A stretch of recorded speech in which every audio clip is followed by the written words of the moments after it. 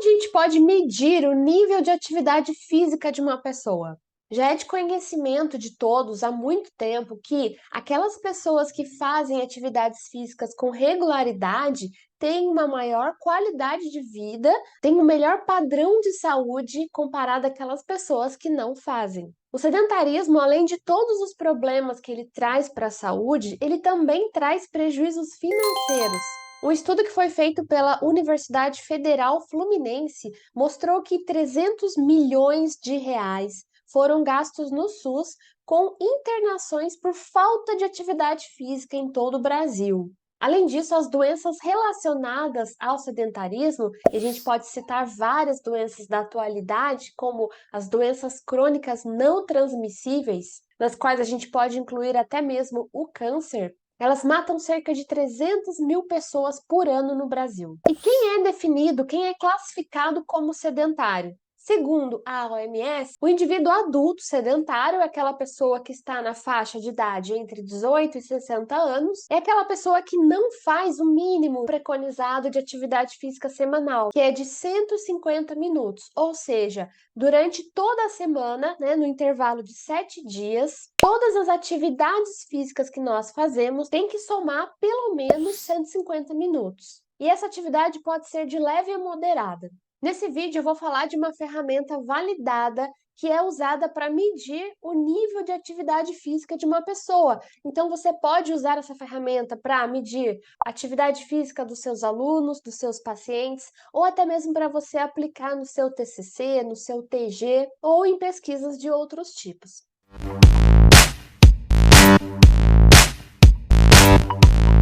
Seja muito bem-vindo, você está no canal Além da Cinesioterapia. Eu sou a professora Glaucia Gonzaga e aqui é o nosso espaço para falar de exercícios terapêuticos. É um cachorrinho bonitinho que resolveu latir bem na hora que a gente começou a gravar, olha que legal.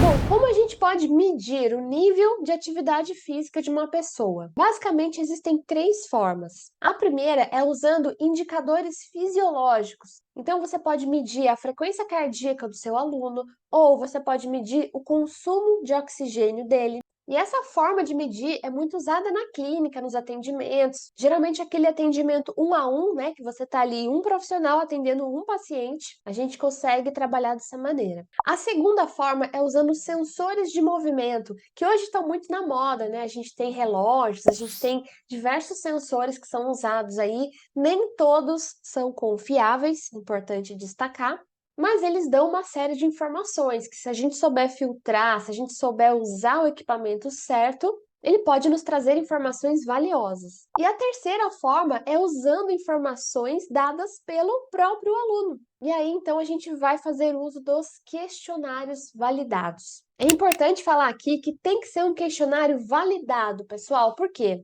Quando a gente tira da nossa cabeça ali as perguntas que a gente vai fazer para o nosso aluno, para o nosso paciente, existe um risco da gente fazer perguntas tendenciosas, perguntas que podem induzir o nosso aluno a responder aquilo que a gente quer que ele responda. Já quando a gente usa uma ferramenta validada, tudo isso já foi pensado previamente, já foi avaliado rigorosamente por vários pesquisadores, já passou por vários filtros, já foi feita uma adaptação ali para a cultura, para as questões sociais daquela região. Então, são ferramentas muito mais confiáveis para a gente ter resultados fidedignos na nossa avaliação. Agora, entre esses três métodos que eu apresentei, não existe um que seja melhor do que o outro. Para cada caso, pode existir um método mais apropriado. Então, por exemplo, se você quer avaliar o nível de atividade física de um grande número de pessoas, você pode ter muita dificuldade usando um frequencímetro ou usando um sensor de movimento. O custo vai ser muito alto. Então, numa situação como essa, para atingir um grande número de pessoas, pode ser mais interessante a aplicação de um questionário, que é de fácil aplicação e de custo bem inferior. Já na clínica, ou no seu estúdio de pilates, ou na sua atividade como personal, pode ser muito mais interessante, mais confiável você aplicar os sensores de movimento ou aplicar a medição da frequência cardíaca com o seu frequencímetro, por exemplo. E também nada impede de você usar mais de um método. Então você pode, eventualmente, usar um frequencímetro e também aplicar um questionário no seu aluno. Agora, a gente tem um problema muito grande quando a gente está falando de pesquisas, quando a gente quer avaliar um grande número de pessoas, né? Além desses problemas que eu comentei aqui, do custo, né? Vai ser difícil você adquirir 200 relógios, 200 frequencímetros para todos os sujeitos da sua pesquisa. Nós temos um outro problema aí. O simples fato da pessoa usar um relógio ou usar qualquer equipamento para ser medida, para ser avaliada, isso pode interferir no seu padrão habitual de comportamento. A gente sabe que o ser humano, ele muda, né? A gente tem a tendência a mudar o nosso comportamento quando a gente sabe que está sendo avaliado. Então, se eu falar assim para o meu voluntário da minha pesquisa, olha, todo dia de manhã você vai ter que acordar e colocar esse reloginho aqui antes de você levantar da cama, para a gente medir quantos passos você dá, para a gente medir determinados parâmetros.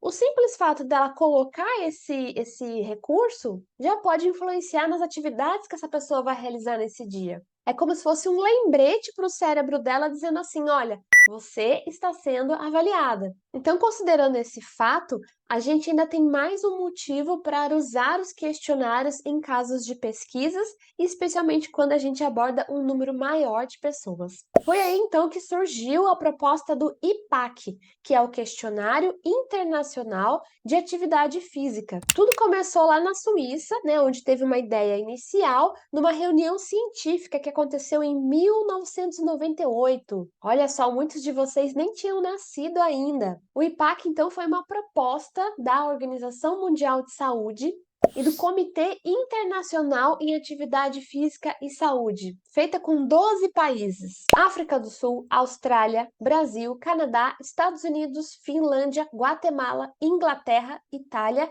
Japão, Portugal e Suécia. E aqui no Brasil, o CELAFISCS, que é o Centro de Estudos do Laboratório de Aptidão Física de São Caetano do Sul, foi um dos 12 selecionados pelo mundo como parte da força-tarefa para desenvolver o IPAC. E por que eles tiveram essa iniciativa de fazer esse trabalho, mobilizar tanta gente, tantos países? Eles queriam determinar a prevalência do nível de atividade física no mundo. Só que nós sabemos que cada região, cada país tem as suas características muito peculiares em relação a aspectos sociais, ambientais e culturais. Então, esse é outro ponto importante também que a gente tem que se preocupar quando a gente fala de pesquisas e aplicação de questionários. Um questionário que foi criado para uma população canadense, por exemplo, ele não pode ser aplicado exatamente da mesma forma para uma população da África do Sul, por exemplo, porque existem diferenças culturais, sociais, ambientais entre essas duas regiões. Então, essa força-tarefa, esse trabalho que foi feito com todos esses países foi para que cada uma dessas regiões, cada um desses países, fizesse a sua própria validação para que ele fosse aplicado de forma fidedigna nos seus respectivos países. A primeira validação que aconteceu no Brasil foi voltada para indivíduos adultos. Posteriormente, ele também foi validado para adolescentes e para idosos. A gente encontra com facilidade na internet a versão do IPAC validada para adultos, para adolescentes e para idosos. E para facilitar para você, eu vou deixar as referências aqui na descrição do vídeo também. Nós temos duas formas de aplicação do IPAC, a forma curta e a forma longa.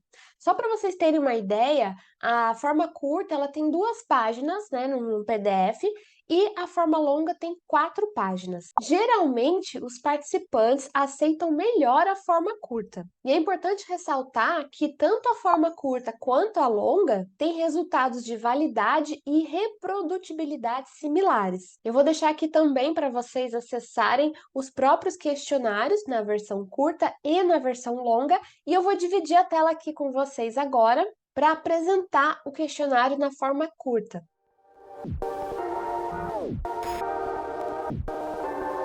Então, esse é o IPAC, Questionário Internacional de Atividade Física, na sua versão curta. Inicialmente, ele coleta alguns dados pessoais, né, nome, a idade, o sexo, e ele faz uma apresentação aqui. Ele é auto-aplicável, então ele já foi criado, ele todo projetado para que a própria pessoa, sozinha, seja capaz de ler, entender, responder e já devolver tudo pronto. Então, ele coloca aqui um textinho para a pessoa entender, né, do que se trata. Nós estamos interessados em saber que tipo de atividade física as pessoas fazem como parte do seu dia a dia. Esse projeto faz parte de um estudo que está sendo feito em diferentes países ao redor do mundo. Então, lá tem todo o textinho, depois ele fala assim: as perguntas estão relacionadas ao tempo que você gasta fazendo atividade física na última semana.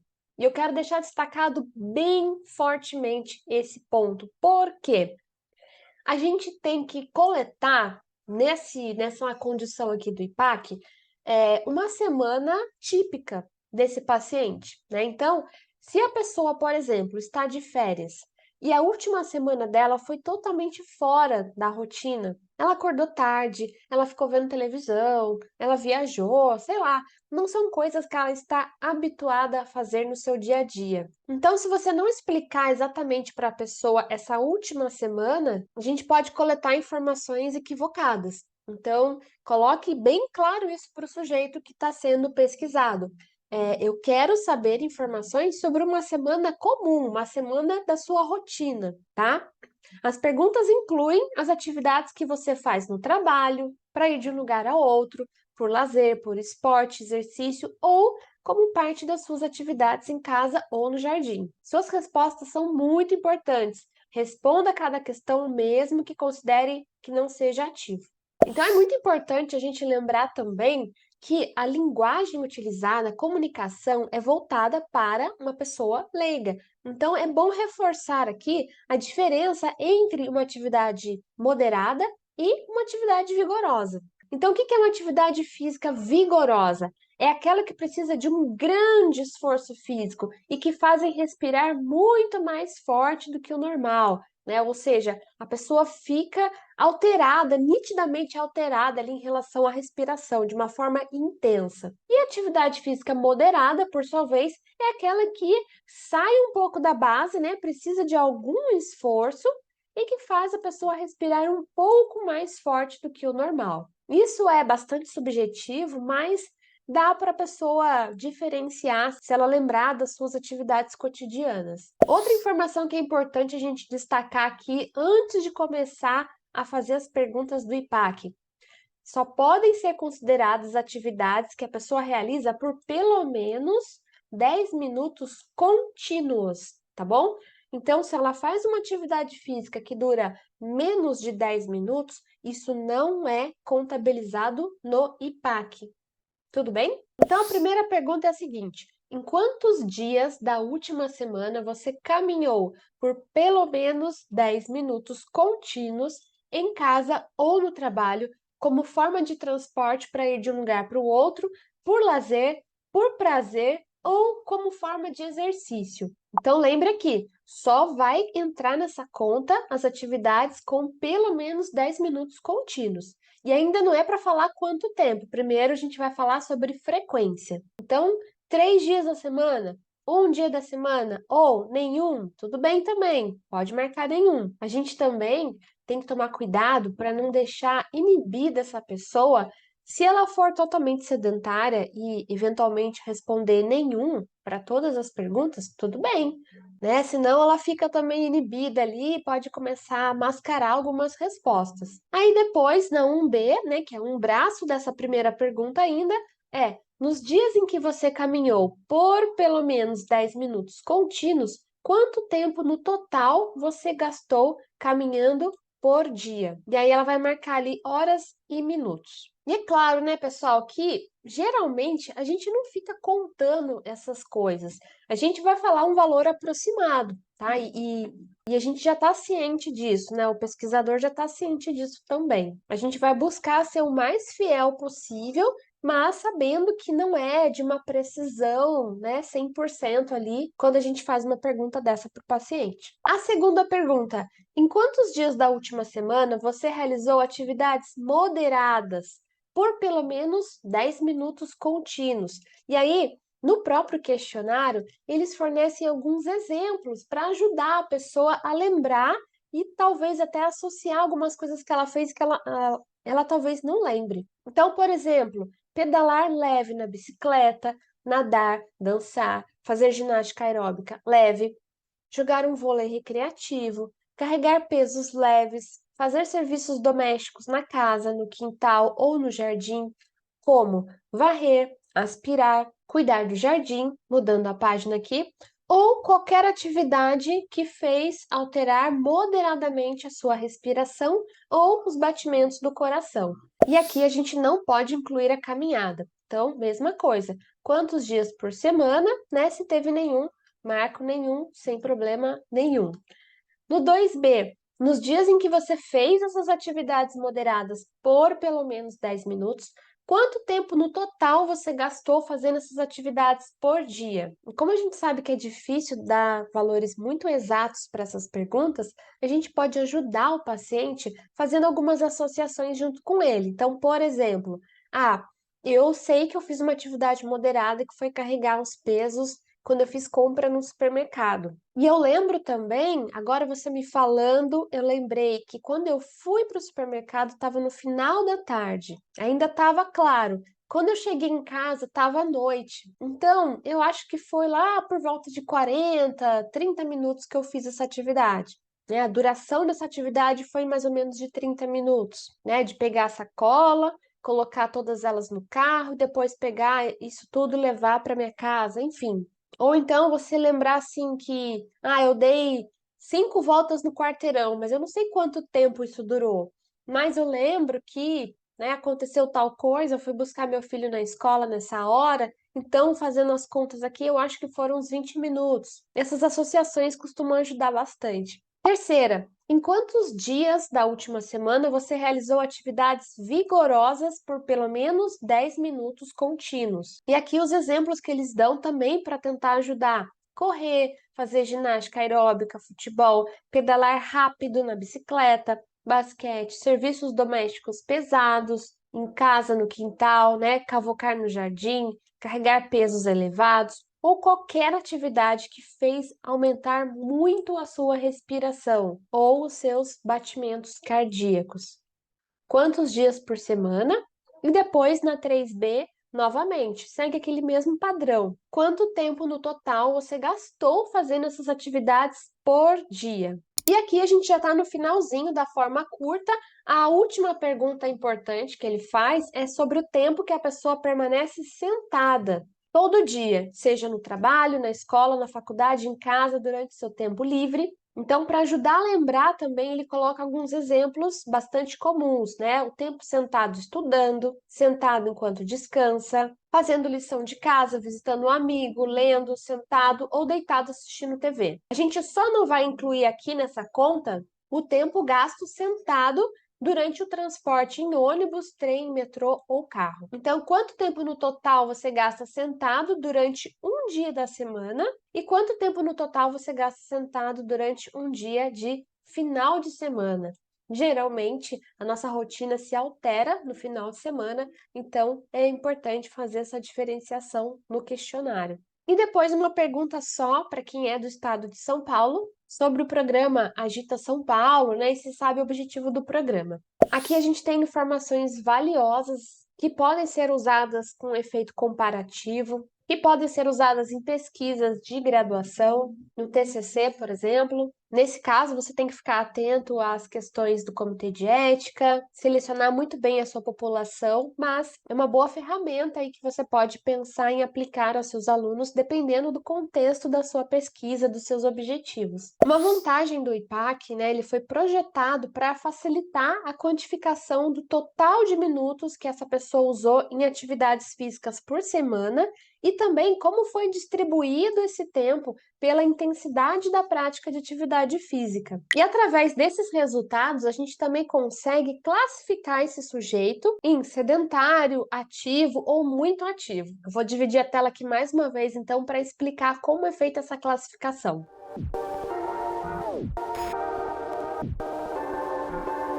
Bom, aqui a gente tem então a classificação do nível de atividade física segundo o IPAC. Nesse contexto, a gente pode classificar o indivíduo em muito ativo, ou irregularmente ativo e também como sedentário. Eu vou explicar cada uma dessas condições.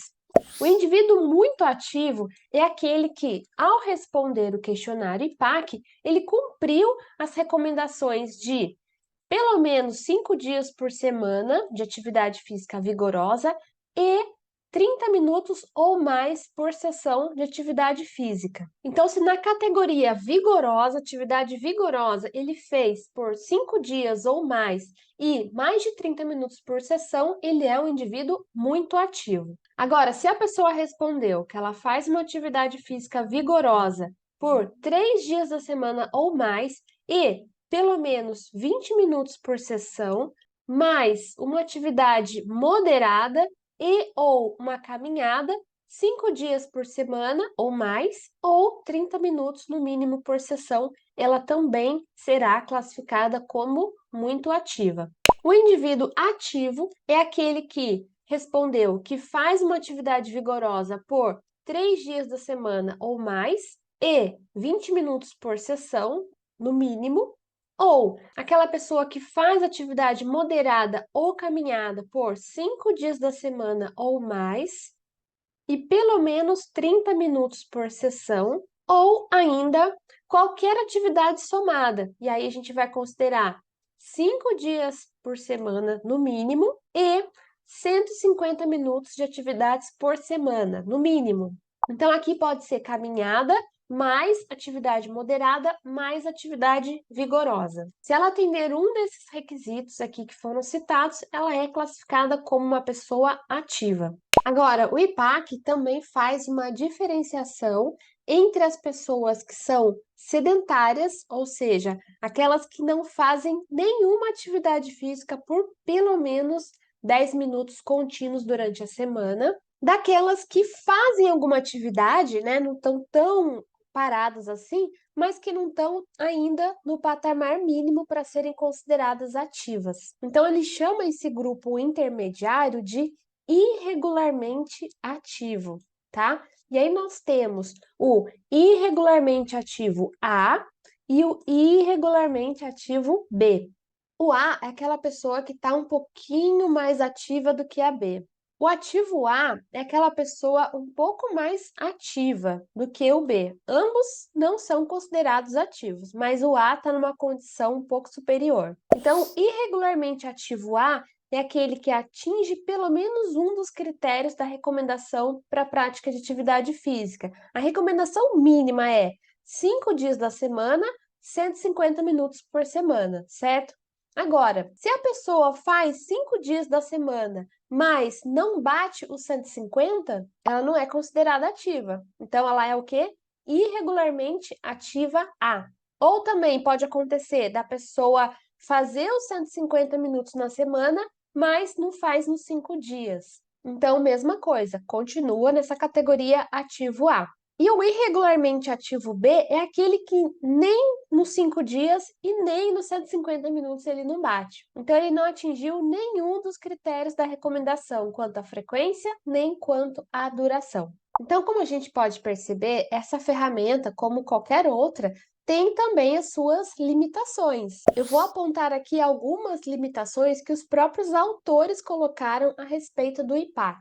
Eles falaram que, para desenvolver esse estudo, a amostra coletada foi por conveniência e que ela não é representativa da população brasileira como um todo. Outro ponto que eles colocaram também é que houve uma dificuldade de interpretação por parte de alguns participantes em relação a alguns termos que foram usados no questionário, como, por exemplo, a semana usual, que é aquele ponto que eu falei no comecinho do vídeo, né, que pode existir realmente uma dificuldade de interpretação quanto a pessoa entender que se trata de respostas referentes a uma semana típica. Não necessariamente vai ser a última semana que ela viveu. Outro ponto, dentre outros que eles colocaram, é que também pode existir uma confusão por parte dos leigos em relação aos termos moderada e vigorosa. Mesmo com a apresentação de exemplos, pode existir uma confusão. Então, aí nessa pessoa pode confundir e falar que é vigorosa, só que na verdade era moderada.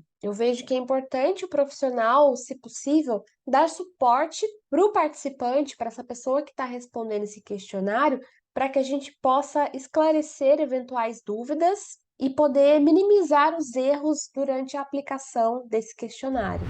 Então, a ideia desse vídeo era apresentar o IPAC aqui, falar um pouco sobre as suas características. Eu vejo muitas qualidades, muitos pontos fortes desse tipo de avaliação e sugiro a você pensar na possibilidade de usar essa ferramenta, a depender da sua realidade, das suas circunstâncias, obviamente. Existem vários estudos na internet, né, nas bases de dados de pesquisas que usaram o IPAC como ferramenta de avaliação do nível de atividade física dos sujeitos. Um dos estudos muito legais que eu encontrei foi do professor Fábio Seschini, que fez um estudo usando o IPAC, avaliando adolescentes. Eu recomendo que você veja as publicações dele e de outros autores também que usaram o IPAC. Um grande abraço e até a próxima!